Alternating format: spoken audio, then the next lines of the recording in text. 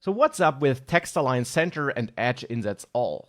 These are certain Dart features, not Flutter specific, and they're not exactly the same. This here is a special constructor. Edge insets has multiple constructors, and you can see them here if you add a dot after the class type, so without parentheses, then you see all these constructors here.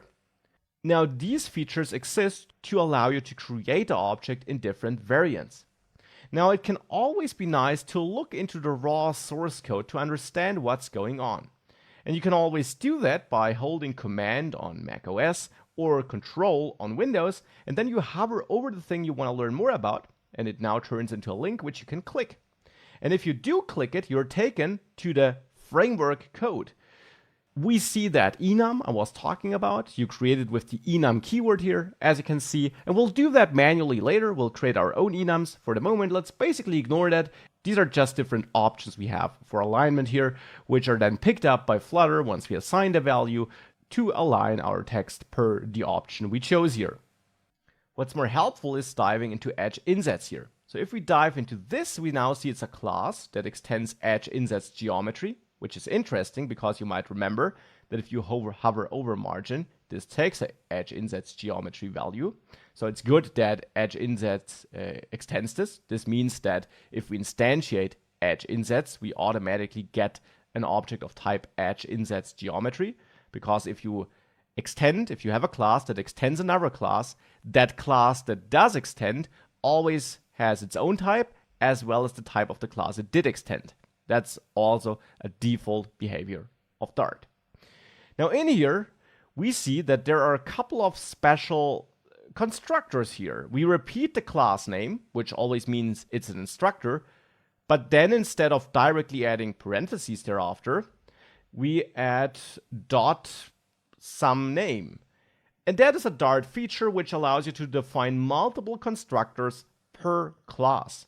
Now, without diving too much into the internals here, in the end, that just means that each constructor creates a new instance of this class, but with different configurations, with different settings.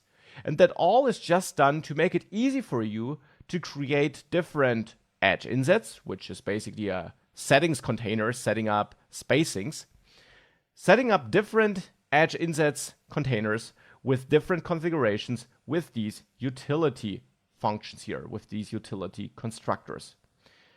If I go back to Dartpad, we could have created that for person as well. We could have added our own constructor by adding the name and then dot and then any name of your choice. For example, very old. And in there, we could have accepted the name and then said that this constructor by default sets age equal to 60. So here we can't set the age in the constructor, it's always set to 60, and we can only set the name. And now this would be a helpful constructor if we wanted to create a person, p3, that always is 60, where we only want to set the name.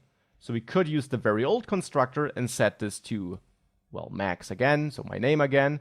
And now if I print p3.name, and I then also print p3.age, if I run this now, you will see that here we actually get max and then 60 being printed, and that is the output for our p3 object.